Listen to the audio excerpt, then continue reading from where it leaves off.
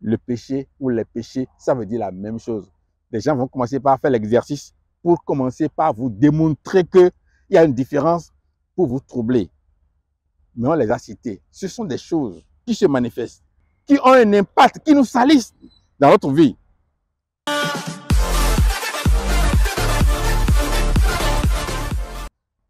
Bien-aimés dans le Seigneur, chers amis de l'émission Ce qu'il faut savoir, bonjour.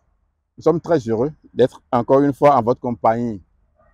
Nous sommes là pour vous dire que il faut revêtir le nouvel homme. C'est ce que l'apôtre Paul a écrit aux Colossiens dans le chapitre 3, au verset 10, il est dit ceci. Et ayant revêtu l'homme nouveau qui se renouvelle dans la connaissance selon l'image de celui qui l'a créé. C'est-à-dire, j'étais un homme hier. Je dois maintenant revêtir l'homme nouveau. Ça veut dire que l'homme ancien doit disparaître. Ce n'est pas une affaire d'esprit, mais c'est une affaire de l'homme en entier. Âme, esprit et corps. Je relis encore le passage Colossiens chapitre 3, le verset 10. Et ayant revêtu l'homme nouveau qui se renouvelle dans la connaissance selon l'image de celui qui l'a créé. Je dois me renouveler tous les jours selon l'image de mon Créateur. Est-ce que mon Créateur est un rebelle? Non, je ne le suis plus. Est-ce que mon Créateur est un menteur? Non, parce que c'est le diable qui est le menteur dès le commencement. Il n'est pas mon Créateur, donc je ne le suis plus. Si je demeure menteur, je ne me renouvelle pas. Et c'est pour cela que, à partir du verset 5 de Colossiens 3, il a dit ceci. Faites donc mourir les membres qui sont sur la terre. Si il n'est pas mort en toi, tu n'as pas revêtu l'homme nouveau. Non. On doit constater que les choses, les membres qui sont sur la terre, en moi, sont morts. Quels sont ces membres-là? Faites donc mourir les membres qui sont sur la terre. L'impudicité, l'impureté, les passions, les mauvais désirs et la cupidité qui est une idolâtrie. C'est à cause de ces choses que la colère de Dieu vient sur les fils de la rébellion. Je ne sais pas comment est-ce que je vais dire je suis chrétien, je suis né de nouveau, je suis sauvé et continuer dans l'impureté, l'impudicité, l'idolâtrie, la magie, les passions et tout cela. Parce que à cause de ces choses, la colère de Dieu se manifeste sur les fils de la rébellion. Oui, je ne peux pas les laisser en place et dire que Christ est en moi. Il n'y a pas de relation entre eux. Les deux ne restent même pas ensemble. Le seul élément qui démontre notre foi, notre salut, c'est l'Esprit Saint.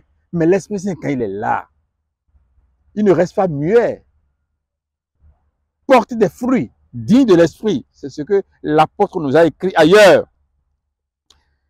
C'est à cause de ces choses que la colère de Dieu vient sur les fils de la rébellion. Verset 7. Parmi lesquels vous marchiez autrefois lorsque vous viviez dans ces péchés. Waouh! Donc, si je vis encore dans les péchés, je ne peux pas utiliser ce passage-là pour dire quoi que ce soit. C'est à cause de ces choses que la colère de Dieu vient sur les fils de la rébellion, parmi lesquels vous marchiez autrefois, lorsque vous viviez dans ces péchés. Donc, je vivais dans les péchés. Je vivais dans la ruse, le mensonge, l'adultère, le vol. Quelqu'un m'a demandé, est-ce que je suis sûr que tout cela constitue des péchés? Je dis, c'est ça qu'on appelle les péchés. Et lorsque la parole de Dieu veut désigner en gros tout ce qui est iniquité ou tout ce qui est cela mauvais devant Dieu, il dit le péché. Le péché ou les péchés, ça veut dire la même chose. Les gens vont commencer par faire l'exercice pour commencer par vous démontrer qu'il y a une différence pour vous troubler. Mais on les a cités. Ce sont des choses qui se manifestent, qui ont un impact, qui nous salissent dans notre vie. On vivait autrefois parmi ces gens au moment où on vivait dans le péché. Le verset 8 nous dit, mais maintenant, renoncez à toutes ces choses, à la colère et à l'animosité, à la méchanceté, à la calomnie, aux paroles déshonnêtes qui pourraient sortir de votre bouche. Oui, je connais des gens qui se disent chrétiens, qui insultent facilement les gens, qui insultent facilement les autres, sous prétexte que selon eux, ces personnes ne sont pas sauvées. Mais toi qui es sauvé, comment peux-tu insulter, attaquer des hommes comme toi? Quel message tu veux lui apporter? Quel apôtre a insulté les autres pour leur apporter le salut? Je vais vous conter une petite histoire. J'ai lu l'histoire où il y a un fermier qui a sa ferme, un verger bien fourni. Et un jour, il est riche, il est très riche. Il a nettoyé sa ferme, il a ramassé les ordures, il a mis dans un panier et il a envoyé dans la ferme de son voisin, un homme pauvre, un homme qui n'a pas de grands moyens. Et l'homme pauvre a traité donc les ordures, a pris donc le panier, a cueilli de bons fruits dans son verger, les a mis dans le panier et a retourné le panier rempli de fruits au premier, à l'homme riche. Et son collaborateur lui a demandé, patron, pourquoi tu as fait comme ça? Il a dit, on donne à l'autre ce que l'on a dans sa poche. Donc ce que le premier a, c'est les ordures, et c'est ça il a donné, mais lui, il a dans son verger de bons fruits qu'il a offert. Mais maintenant, renoncez à toutes ces choses, à la colère, à l'animosité, à la méchanceté, à la calomnie, aux paroles déshonnêtes qui pourraient sortir de votre bouche. Ne mentez pas les uns aux autres, vous étant dépouillés du vieil homme et de ses œuvres. Le vieil homme est parti.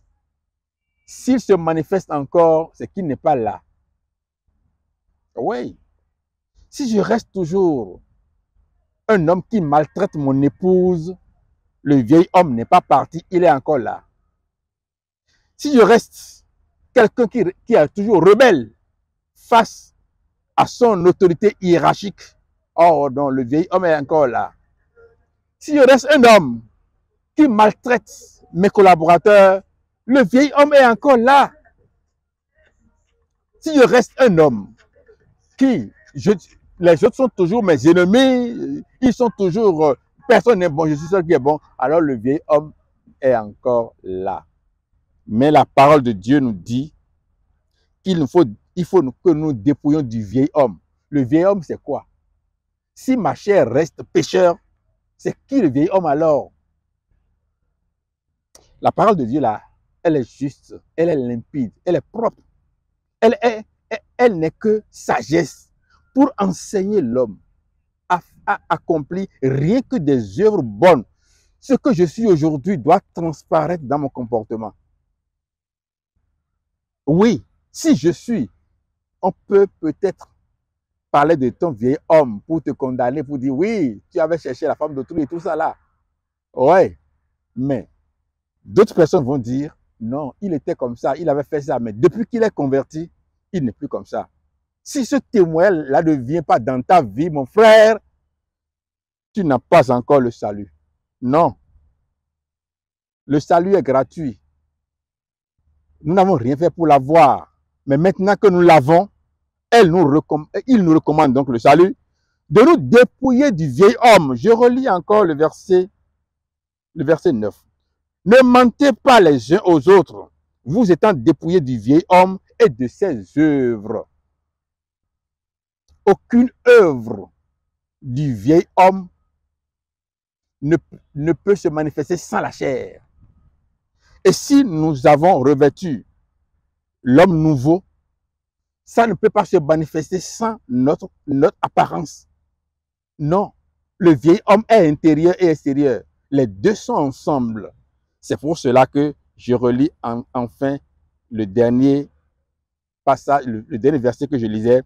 Ne mentez pas les uns aux autres, vous étant dépouillés du vieil homme et de ses œuvres, et ayant revêtu l'homme nouveau, qui se renouvelle dans la connaissance selon l'image de celui qui l'a créé. Si le vieil homme s'en va, l'homme nouveau vient à sa place. Et l'homme nouveau se renouvelle tous les jours. C'est-à-dire, je me remets en cause tous les jours. Je ne me contente pas de ce que j'ai fait hier. Mais quand je me suis réveillé encore aujourd'hui, je prie le Seigneur de me préserver du mal encore pour cette nouvelle journée qu'il m'a donnée par grâce. Et là, c'est que je connais mon Dieu. Je fais tout. En toutes choses, je fais tout. Toutes choses bonnes. En tout temps et en tout lieu. Je ne regarde pas à droite, à gauche pour me comporter, mais lorsque je suis seul et il n'y a personne, je vais demeurer enfant de Dieu. C'est ça ce que c'est que revêtir l'homme nouveau. Que le Seigneur vous bénisse. Amen.